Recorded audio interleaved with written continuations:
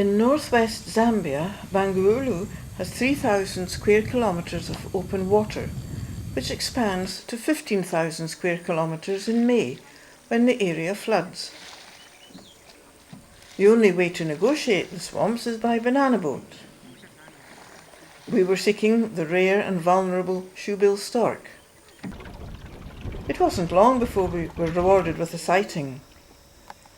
This prehistoric-looking bird, standing up to 60 inches tall, is generally hidden in the depths of undisturbed papyrus, reeds and freshwater swamp.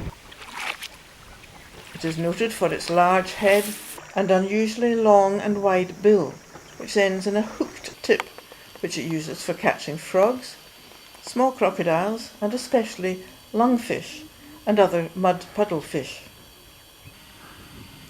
The sharp edges of the mandibles help it decapitate its prey. When attacking its prey, it has to put its broad wings back, otherwise it would lose its balance. It has long, sturdy legs with large, unwebbed feet. For the most part, the shoebill is a solitary animal and only pairs during the mating season.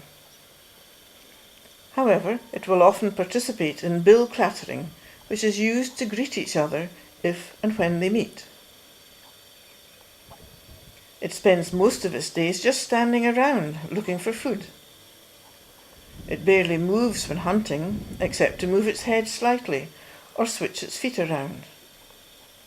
It can live for some 50 years.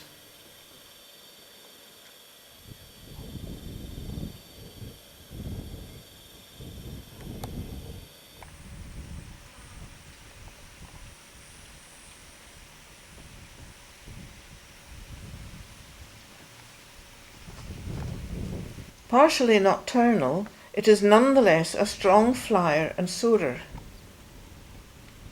In several respects, shoebills are similar to herons. They fly with their heads and necks folded back. Recently, it has been discovered that the shoebill is more closely related to pelicans, and they are a missing link between storks and pelicans. Shoebill storks are definitely a sight to see and have their interesting qualities and characteristics which set them apart from other birds.